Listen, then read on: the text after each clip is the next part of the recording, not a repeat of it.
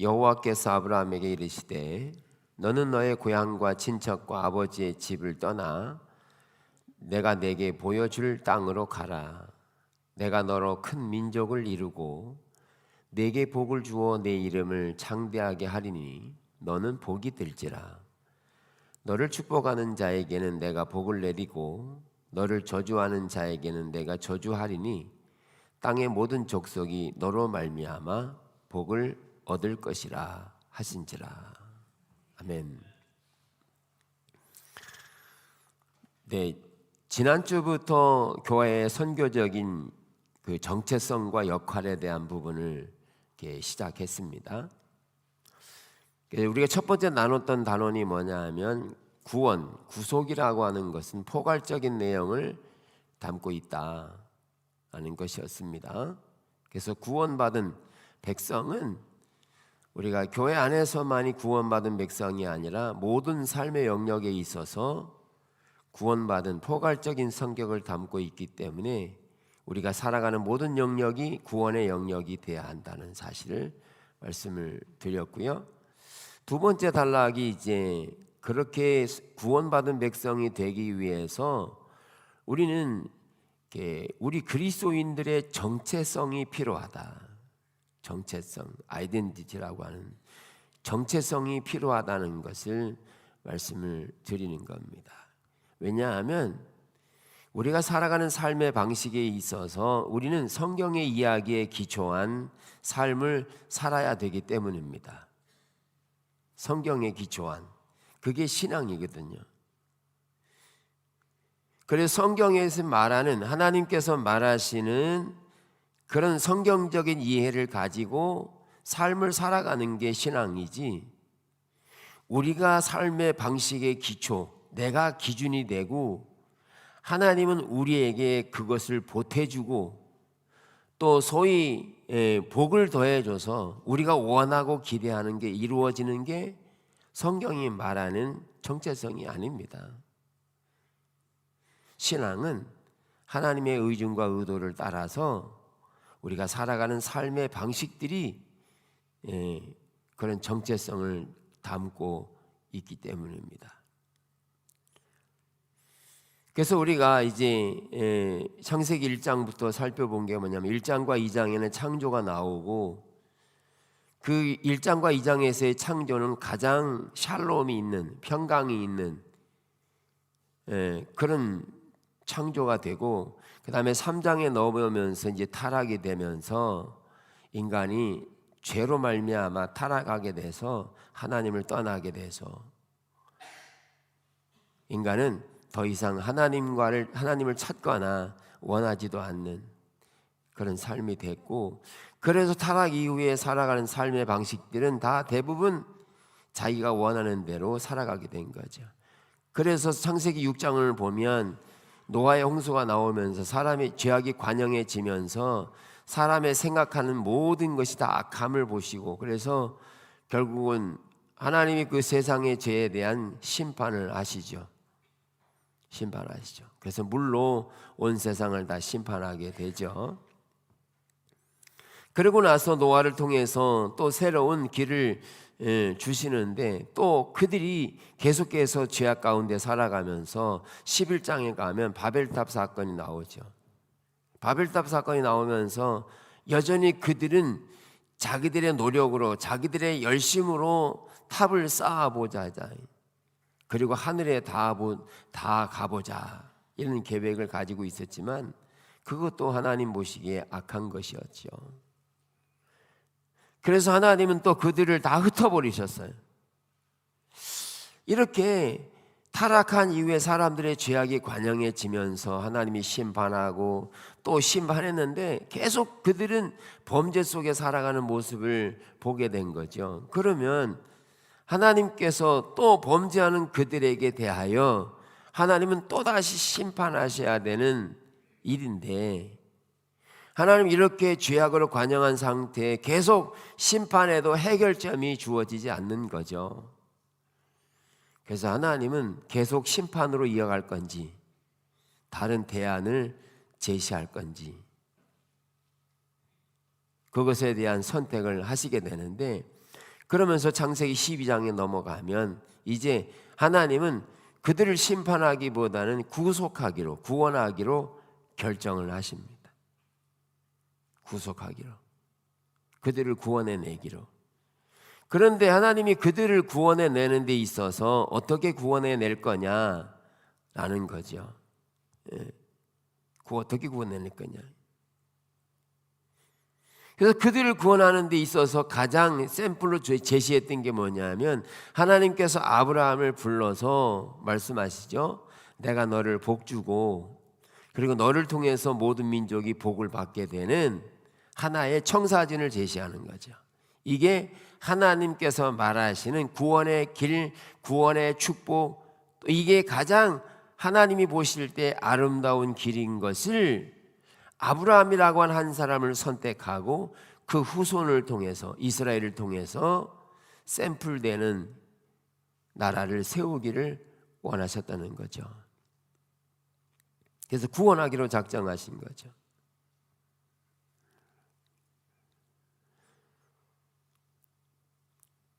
그래서 갈라디아 3장에도 보면 아브라함을 전하되, 아브라함에게 복음을 전하되 이방인이 너로 말미암아 복을 받으리라.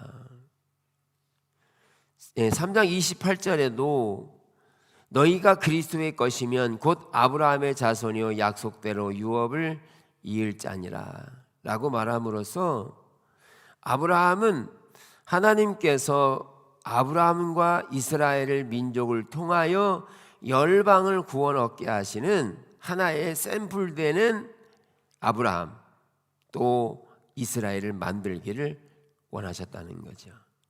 그런데 이것이 아브라함뿐만 아니라 갈라디아서는 예수 그리스도를 통한 아브라함의 복이 우리에게도 미치게 하기 위함이다, 이렇게 말하거든요.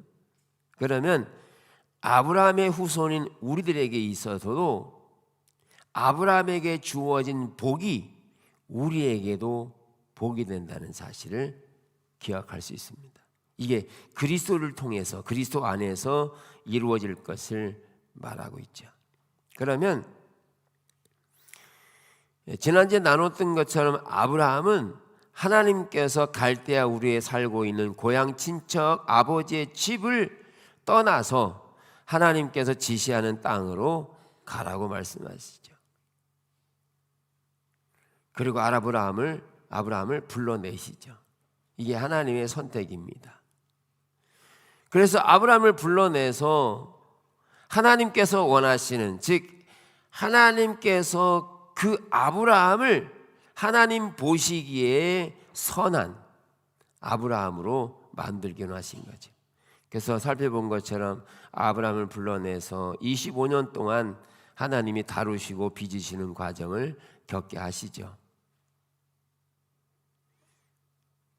그러고 나서 하나님께서 아브라함을 통하여 아들을 낳게 하시고 100세에 낳은 이삭을 하나님 앞에 드리라고 하죠. 100세에 낳은 그 아들을 번제로 드리라는 거예요. 그냥 단순히 드리는 정도가 아니라 각을 떠서 죽여서 하나님 앞에 드리라고 하는 엄청난 명령을 듣게 되죠. 그런데 그 하나님의 명령을 듣고 아브라함은 주저하지 않았습니다. 왜냐하면 주저했더라면 아침 일찍 떠날 필요가 없었습니다.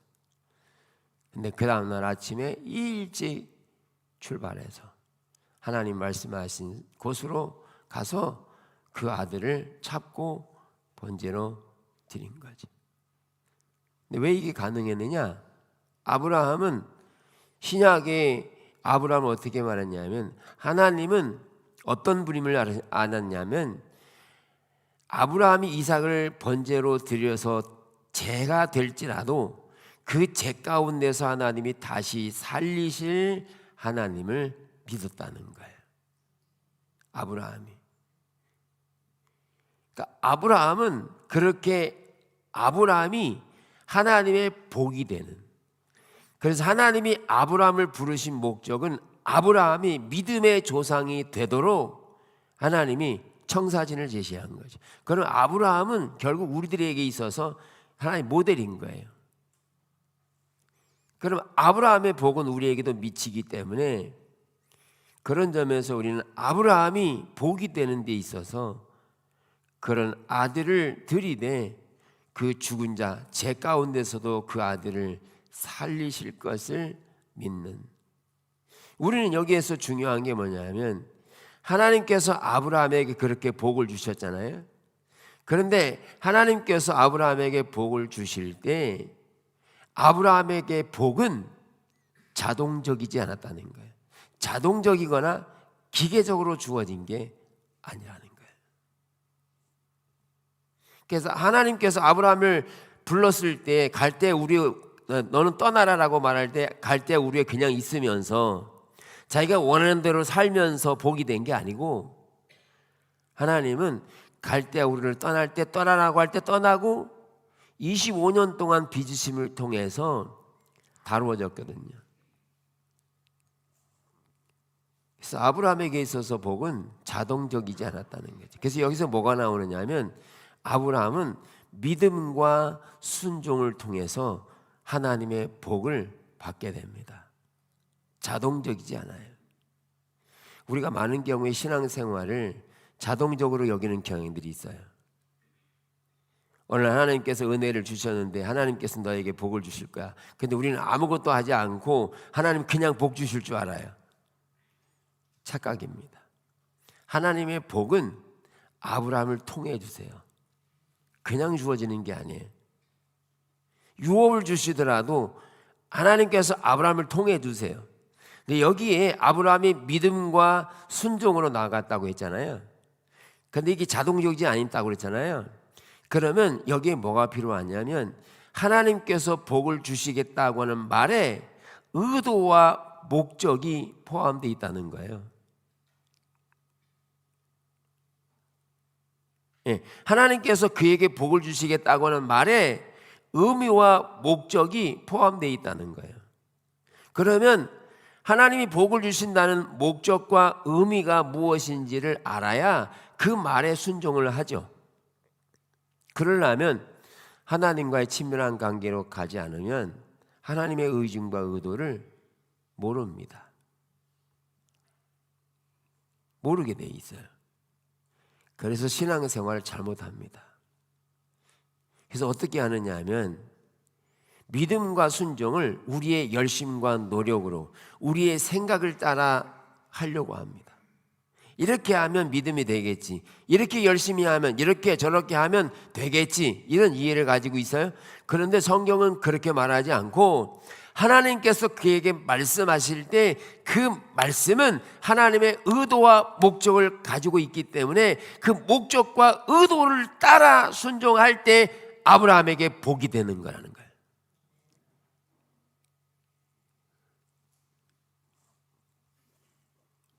그러니까 하나님의 의도와 목적을 모르면 우리는 우리의 생각을 따라서 간다니까요. 근데 더 큰 문제는 뭔지 아세요? 하나님의 의도와 목적이 없어도 하나님의 복은 어떻게 주어지냐면 이 땅에 우리가 애쓰고 수고하는 것에 대한 복을 주세요. 심고 거두는 복이 있어요. 하나님이 주신 복이에요. 그것이 우리를 먹게 하고 살게 하는, 그것이 인생의 낙인데, 그런데 우리가 주님의 목적을 따라 살지 않아도 열심히 일하면 돈을 많이 벌 수 있고요, 잘 될 수 있어요. 하나님 없이도. 지금 하나님 없이도 부자 많죠? 근데 뭘 해야 되냐면 하나님께서 말씀하신 의도와 목적은 단순히 우리를 부자로 이끄는 게 하나님 목적이 아니에요. 하나님 우리를 부르신 목적이 부자가 되는 게, 좋은 집에 사는 게, 좋은 옷을 입는 게 하나님의 목적이 아니라고요. 그러나 우리는 목적이 다 어디 있어요? 세상에서는 모든 게 다 잘 되는 게 목적이잖아요. 그러려면 예수님이 이 땅에 오셨을 때 사람들이 그걸 원했어요. 당신이 가지고 있는 능력을 사람들에게 나타내서 사람들을 불러 모으고 그거 하면 왕이 됩니다. 부자 됩니다. 그렇게 하십시다. 베드로도 그렇게 했어요. 근데 주님은 그렇게 하지 않으셨어요. 그게 주님이 오신 목적이 아니기 때문에 오히려 자신을 십자가에 내어주겠다라고 말씀하시는 거죠. 그러니까 우리가 기억해야 될 것은 하나님이 아브라함의 복이라고 하는 게, 그래서 하나님의 길을 따라가면 아브라함에게 잘 되는 것만 있을 줄 알았는데, 그런데 그게 목적이 아니라고요. 그래서 우리가 아브라함을 살펴보면 갈대아 우르를 떠났을 때 아버지 데리고 갔죠. 데라를 데리고 갔어요. 그런데 데라가 하란에서 죽어요. 죽고서 그 롯을 데리고 와요. 데리고 다니면서 롯을 통해서 일어나는 여러 가지 문제들이 발생해요. 근데 아브라함이 그 롯의 문제를 해결하려고 애쓰고 고생합니다. 그리고 이스마엘 만들어서 자손 없는데 이스마엘을 대체하려고 했었죠. 많은 노력했어요. 열심을 다했어요. 그러면 아브라함이 그러니까 열심을 다했으니까 하나님이 그 아브라함에게 복을 주실 때 이스마엘 위에다가 복을 주셔야 되는데 하나님은 아니라는 거예요. 이스마엘 아니라는 거예요.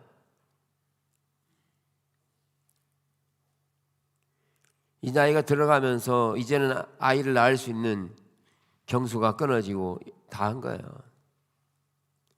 그러니까 이스마엘 만들어서 그 위에다가 하나님 유업을 이으세요 이렇게 말한 거잖아요. 그런데 하나님은 아니라는 거예요. 이스마엘 10명이 있어도 아니라는 거예요. 하나님께서 말씀하신 의도와 목적으로 이루어져야 되는, 그래서 100세에 낳은 그 아들 이삭이어야 된다는 거예요. 아브라함은 그걸 배운 거죠. 근데 뭔 대가를 지불했느냐? 이스마엘 만드는 대가 지불했죠. 그리고 아내를 내줘야 되는 2번이나 일이 있었죠. 이런 수치를 당하면서 그걸 배운 거죠. 그래서 하나님께서 아브라함에게 말씀하실 때 아브라함은 믿음과 순종으로 나아갈 때 자기가 원하는 대로의 믿음과 순종이 아니고 하나님께서 말씀하시는 대로의 순종을 가는, 그게 하나님이 의도하신 목적이라는 거예요.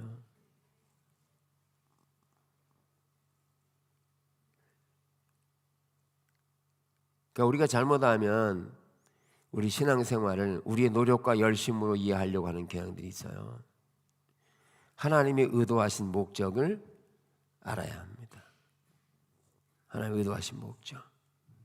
그래서 하나님께서 우리에게 말씀하실 때는 하나님 목적과 의도를 따라 말씀하기 때문에 그 목적을 따라서 우리가 믿음과 순종으로 나아가야 합니다. 그럴 때 그 하나님의 의도와 목적을 따라 살아갈 때 아브라함이 복이 되고 그 아브라함의 복이 주변을 복되게 하시는 거죠. 여러분 우리가 부자가 됐어요, 그죠? 부자가 된다고 해서 다른 주변 사람들에게 어떤 영향력을 줄까요? 여러분 돈을 많이 벌었어요. 큰 집을 짓고 살아요. 근데 그 주변 사람들에게 어떤 영향력을 줄까요?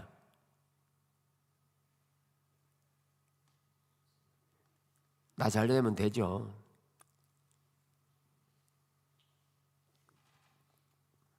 하나님이 우리에게 복 주시는 것은 나만이 복이 아니라 나를 통해서 열방으로 흘러가야 되는 복이 되기 때문에 하나님이 왜 나를 부르셨는지, 왜 이 말씀을 우리에게 주시는지 그 의도와 목적을 따라 살아가야 되는데 그 목적과 의도대로 살아가지 않으면 하나님의 복이 아닌 거예요. 그러니까 예레미야도 시험 들었잖아요. 예레미야가 왜 시험 들었냐면 하나님께서 예레미야를 통해서 그 민족을 보니까 지금 하나님을 떠난 게 맞아요. 그래서 하나님을 떠나서 하나님이 심판을 가져온다고 계속 선포하는데, 그런데 선포하는 그 민족이 더 잘 되는 거예요. 더 잘 먹고 잘 살고 더 부자가 되고 떵떵거리며 사는 거예요. 그러니까 예레미야가 볼 때 하나님 이거 어찌 된 겁니까? 심판하셔야 되는데 그들이 어떻게 더 잘 됩니까?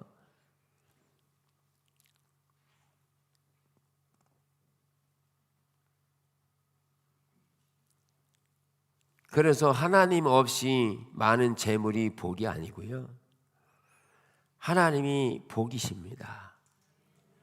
그 분이 복이세요. 출애기 32장 33장에도 보면 모세가 시내산에 올라갔을 때 아론을 비롯해서 이스라엘 백성들이 뭐 했냐면 금송아지 만들어 놓고 우리를 인도할 신이라고 거기서 예배하고 있는 겁니다. 그러니까 하나님이 분노하셔서 내가 이 백성 다 쓸어버리겠다고 그러시면서 하나님이 맹세하신 가나안 땅, 내가 다 적군들을 다 물리치시고 그냥 거저 줄게. 그리고 거저 주고 나는 함께 가지 않을 거야, 이랬거든요, 하나님이. 그러면 하나님이 가든 안 가든 부자가 되면 되는 거 아니에요?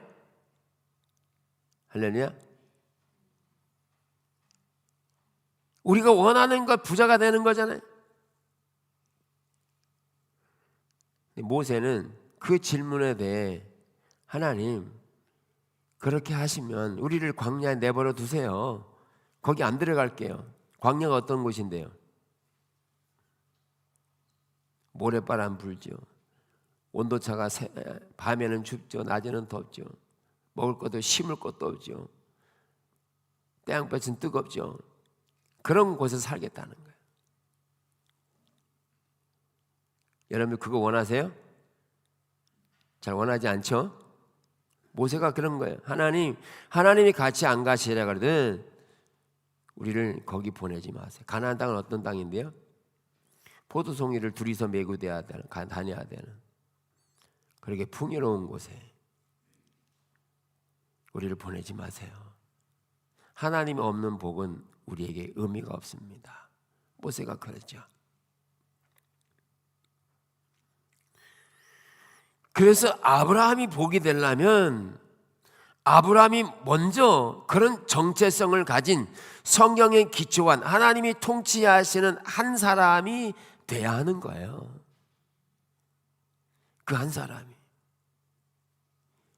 그리고 그 한 사람이 돼야 그리고 그 후손을 통해서 한 민족이 세워지는데, 그래서 먼저 아브라함에게 복을 주신 이유는 그런 한 사람인 아브라함이 돼야 한다는 거예요. 오늘날 누구요? 내가 그렇게 아브라함 돼야 된다는 거예요. 그러면서 뭐라 그래요? 내가 너를 모든 민족에 보낼 거야. 여기 두 가지 명령이 나와요. 첫째 명령은 가라는 것이고, 그리고 가라는 명령과 더불어 너를 통해 복을 받게 될 거야. 두 가지 명령이잖아요. 그런데 첫 번째 명령이 유효한 것은 두 번째 명령을 위해서 필요한 거잖아요. 그런데 가는데 모든 민족에게 가는데 뭘 가지고 갈 거냐는 거예요. 뭘 보여줄 거냐는 거예요. 갔는데. 그래서 하나님께서 아브라함을 세운 목적은 아브라함을 보내야 되는데, 아브라함이 누구를 대신해야 되냐? 하나님을 대신해야 돼요. 하나님을 보여줘야 된다는 거예요. 그래야 열방이 아브라함을 통해 복을 받게 될 거니까. 그래서 아브라함이 소중한 거죠.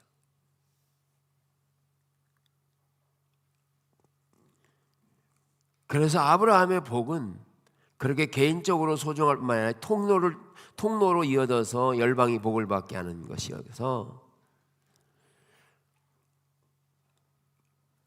그래서 복은 하나님 없는 것이 복이 아니고 창조 때부터 하나님이 우리에게 복이셔서 우리가 그분 안에 있는 게 참된 복이죠.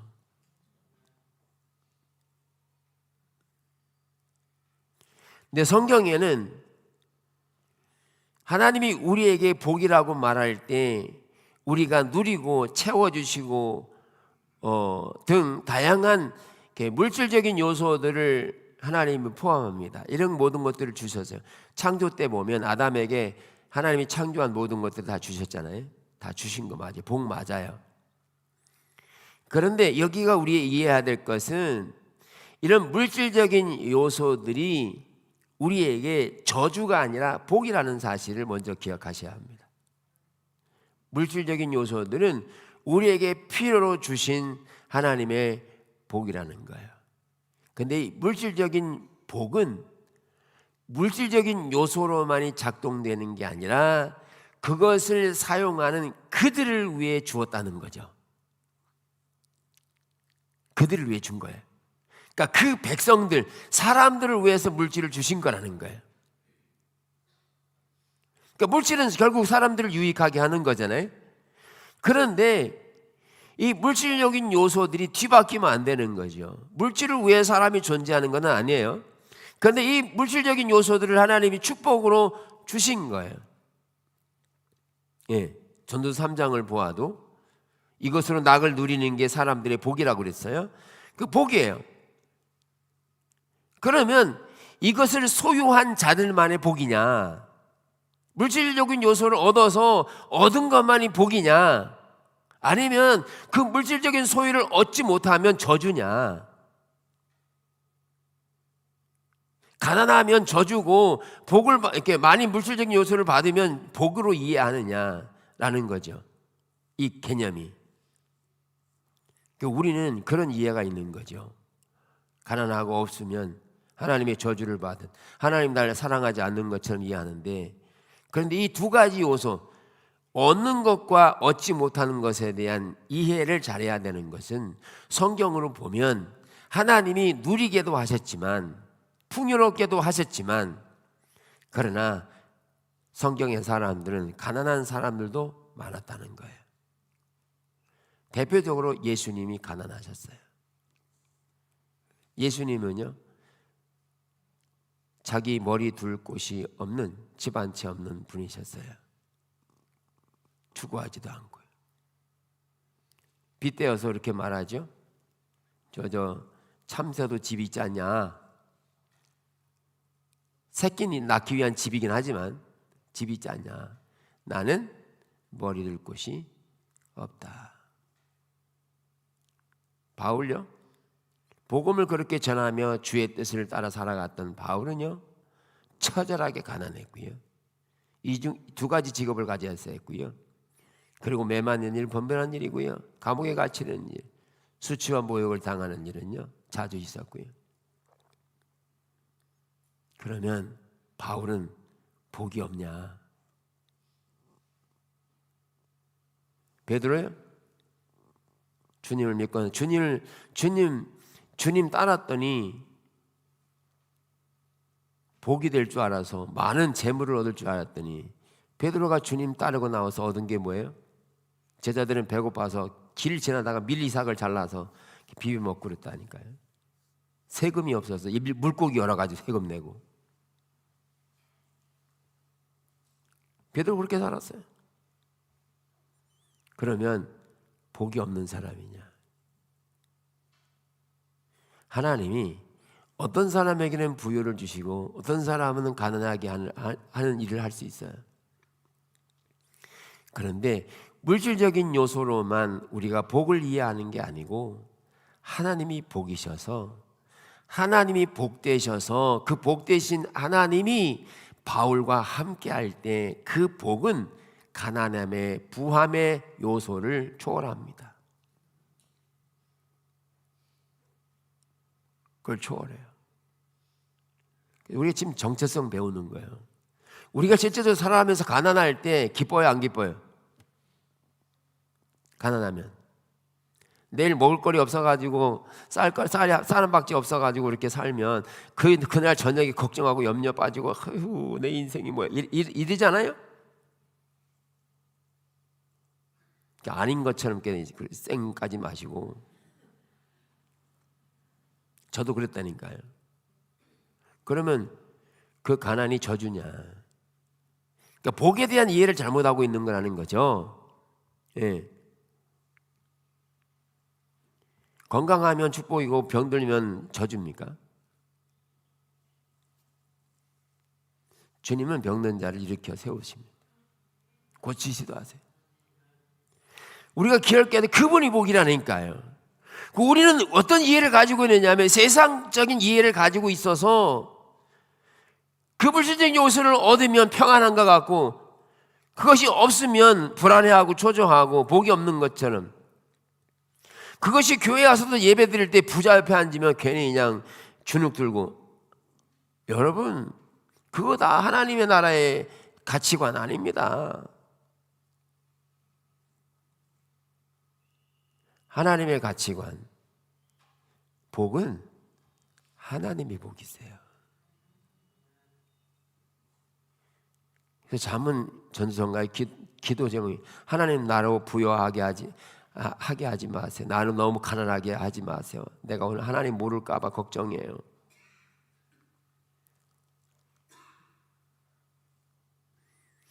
우리는 성경적인 이해를 말해야 되는데, 하나님께서 지금 복을 말할 때 이런 눈에 보이는 있고 없음에 대한 이해가 아니라 하나님이 복이셔서 그분이, 하나님께서 그분과 동행할 때, 우리와 동행할 때 그분이 함께 하시는 게 복이어서, 그래서 하나님이, 주님이 바울과 함께 했을 때 바울의 고백이 뭐냐면, 빌립보 감옥에서 매 맞고 피를 흘리며 있는 가운데 뭐라고 하냐면, 빌립보의 성도들이여 기뻐하고 기뻐하라. 기뻐하고 기뻐하라. 그리고 나를 본받으라. 할렐루야. 가난한 거 매 맞는 거 본받으라고요? 왜 바울이 그런 매 맞으면서 고통 가운데 있으면서 피를 흘리면서 기뻐했을까요? 환경이 아니고요, 그 감옥에 있더라도 주님이, 복되신 주님이 나와 함께 하셔서 그분이 나에게 힘과 능력과 지혜와 생명을 불어넣고 있는 거예요. 이거는 세상이 감당 못할 일이에요. 그래서 우리가 이렇게 복되신 주님과 함께 할 때 복인데, 이런 가운데서 믿음과 순종으로 살아가는 삶의 영역에 있어서는 반드시 그런 삶에는 열매가 나타나게 돼 있다는 거예요. 열매가. 그 열매는 생명의 열매가 나타나는 거죠.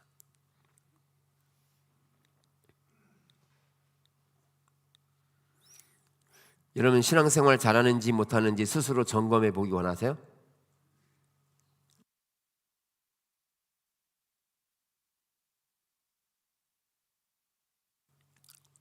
신앙생활 잘하고 계세요?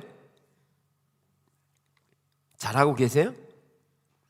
그러면 잘하는지 못하는지 보려면 뭔가 기준이 있어야 되잖아요. 제가 기준이 아니잖아요. 옆에 있는 사람이 기준이 아니잖아요. 저분 보니까 저분처럼 못하니까 나는 주눅 들어. 그분이 기준이 아니에요. 성경이 말하는 게 기준이에요. 그렇죠? 사람들, 어떤 사람이 헌신 보고 난 저렇게 도저히 못할 거야, 그거요 옳지 않습니다. 그분은 하나님께서 그렇게 부르신 의도와 목적이 있어서 그 일을 하는 겁니다. 여러분이 저 같을 수 없고요, 제가 여러분 같이 되진 않아요. 그 나름대로 특별한 부르심을 받은 일을 하는 거지, 이게 부러워할 대상이 아니에요. 성경은 하나님이 나에게 하라고 하시는 의미와 목적을 담은 내용들이 있다는 거예요. 그걸 발견해야 돼요. 그럼 신앙생활 잘하는지 못하는지를 알려면 사람이 기준이 아니에요. 그걸 알려면 뭘 봐야 되냐면, 내 삶 속에서 하나님만이 주시는 생명이 있는지 없는지를 확인해 봐야 돼요.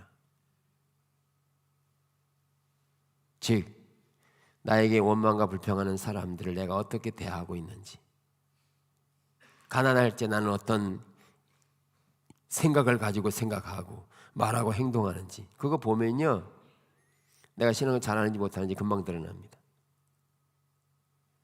여기서 여러분들이 아무리 기도를 유창하게 해요, 하나님 정말 온 마음을 다해 주님 사랑하기 원해, 그렇게 기도했어요. 그 기도 진짜 아닐 수 있어요.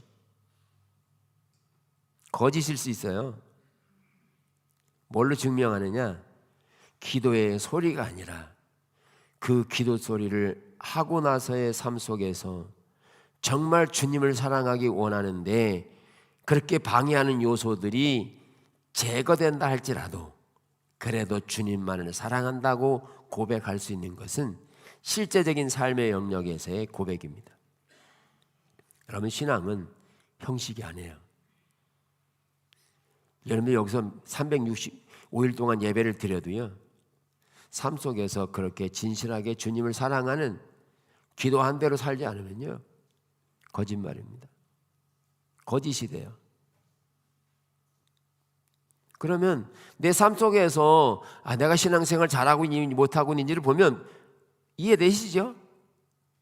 내 행동을 돌아보면 어느 순간에 절망하고 좌절하고 시기질 이런 죄악된 모습이 드러났으면 아무리 기도 많이 해도요, 그런 형태의 모습은 결국 뭐가 되냐? 열매가 없다는 얘기죠.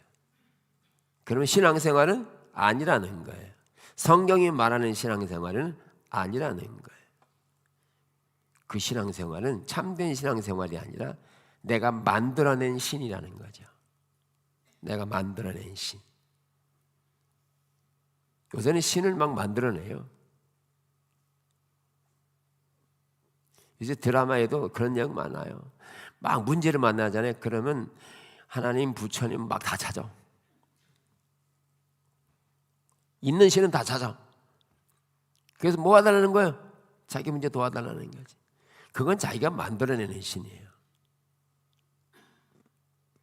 성경은 그렇게 만들어내는 신이 아니라 성경은 하나님이 온 우주를 창조하시고 통치할 뿐만 아니라 모든 사람의 생명을 주관하시는 하나님으로 성경은 말하고 있어요.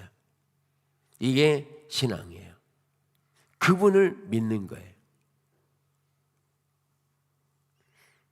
결국 우리는 그냥 교회를 몇 번 왔다 갔다 하는 것으로 끝나는 게 아니라 아브라함이 돼야 한다고요. 믿음과 순종을 하되 하나님께서 의도하신 목적을 따라서 그렇게 삶을 살아야 아브라함 되고 아브라함이 열방으로 가는 복이 되지. 자기가 생각하는 대로 순종하고 된다?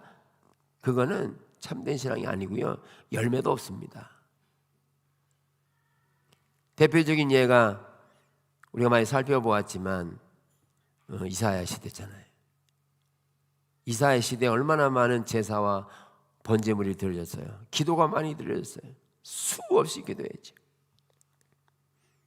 예레미야 시대는 선지자들이 기도하면 하나님께서 뭐라고 말씀하시느냐, 이게 묻는 게 첫 번째였어요. 만나면 하나님 뭐라고 말씀하시느냐, 이렇게 하나님의 음성 듣기를 원했어요. 그런데 들으면 뭐예요?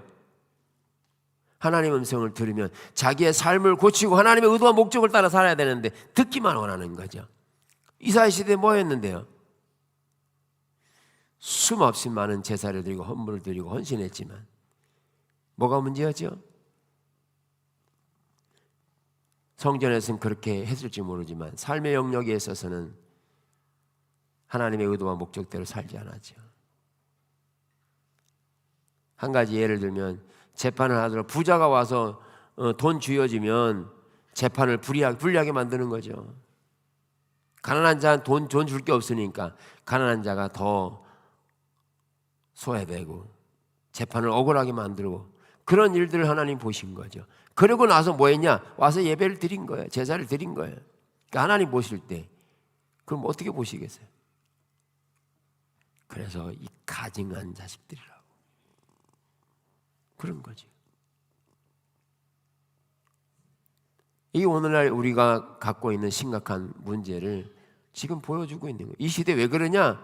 이 시대가 문제가 아니고요, 다른 사람이 문제가 아니고요, 우리가 세상에 소금 되지 못하고 빛이 되지 못하는 그것 때문에 그래요. 세상은 지금 가장 샘플되는 모양을, 청사진을 제시받지 못하고 있어요. 어떤 게 올바른 길인지 어떤 게 참된 길인지를 모른다고요. 그래서 온통 세상은 자기가 신이요, 자기가 하나님이에요.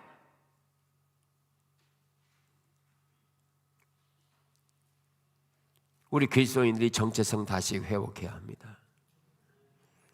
우리 신앙이 뭔지, 신앙생활 어떻게 해야 되는지.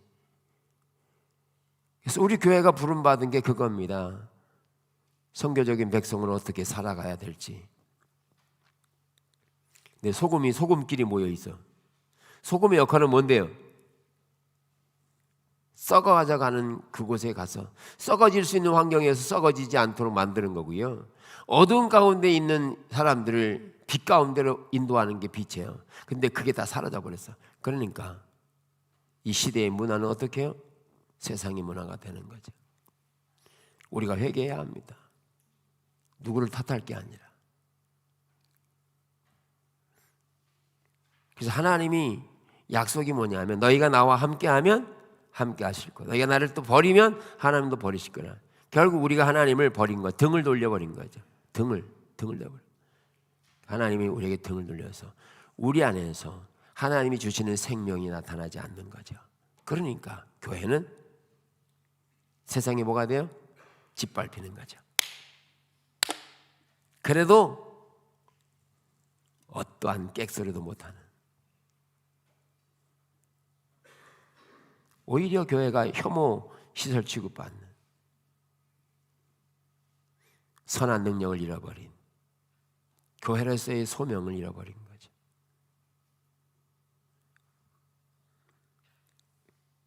왜냐? 우리가 하나님을 떠났기 때문입니다. 하나님을 떠났다는 말은 말씀드린 것처럼 의식에서 떠났다는 말이 아니라 그분으로부터의 생명, 실질적인 사랑의 관계에서 떠난 거지. 의식은 하더라도 삶은 자기 방식대로 살아가는 형태는 하나님을 떠난 것과 똑같다는 말이에요. 그래서 하나님도 떠나셔서 결국 우리가 파는 웅덩이는 가두지 못할 터진 웅덩이가 된 거죠. 아무리 노력해도 채워지지 않아요. 여러분, 우리가 한 달 이렇게 수입을 잡으면 밑 빠진 독은 더 나가고 다 나가버려요. 돈은요, 발이 달렸답니다. 돈은 들어오면 도망갈 생각을 한답니다. 돈은. 할렐루야. 그러려면 돈이 갈 수 있는 발목 안지를 분질러야 돼요. 그럼 못 도망가요.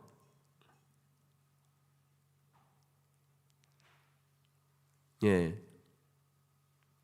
그런데 우리가 아무리 수입이 많아도 밑 빠진 독이 되면 쏟아부어도 채워지지 않아요. 하나님만이 밑 빠진 독을 채울 수 있어요. 하나님이 보호해 주셔야 돼요. 나갈 수 있는 구멍을 막아주고 낭비될 수 있는 것들을 막아주시고 그분이 복이 되셔야 돼요. 그분을 개인적으로 떠나면 의식은 더 이상 쓸모가 없어집니다. 이걸 이제 결혼에 좀 비유하잖아요. 남편이 매달 많은 돈을 갖다 줘요. 근데 사랑은 안 해. 금관악재도 껴지고, 그리고 더 나가서 바람피고 다니고, 그러면 아무리 많은 선물이 무슨 유익이 있겠어요? 그 많은 의식이 무슨 필요가 있겠어요? 아무 의미 없습니다. 우리가 하나님 앞에 와서 예배드릴 때 그 수많은 의식들이 정말 의식다운 하나님의 임재를 담을 수 있는 의식이 되려면 하나님을 개인적으로 친밀한 가운데 그분의 임재 가운데 있는 친밀한 사랑의 관계에 있지 않으면 이 의식은 의미가 없어집니다. 그 결혼 생활 유지하겠어요? 짜증나죠. 돈을 더 갖다 주는 게 짜증나고 화가 나는 거죠. 우리가 그럴 수 있습니다. 하나님이 함께 하지 않으면 더 이상 복이 아닙니다. 하나님이 함께 하시기 때문에 가난하다고 그게 저주가 아니에요. 하나님이 함께 하시면 그 가난 가운데서도 하나님은 복되십니다. 그 안에 생명이 넘치게 돼 있어요. 바울처럼, 예수님처럼 그 안에 생명이 넘쳐서 나는 이 가난 속에서 하나님으로 인해 기뻐하며 감사하며 즐거워하며 많은 사람들에게 주님의 사랑을 나누어 줄 수 있어요. 가난이 문제가 아니라 주님이 함께하지 않으면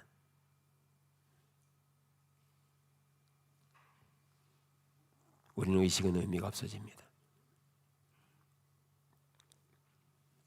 그래서 오늘날 우리 교회는 그렇게 회복이 돼야 합니다. 그런 주님께서 우리에게 말씀하세요. 나는 길이요 진리요 생명이니. 그분이 생명이셨어요. 근데 그분이 가난하게 사셨다고요. 주님이. 가난이 문제되나요? 문제되잖아요.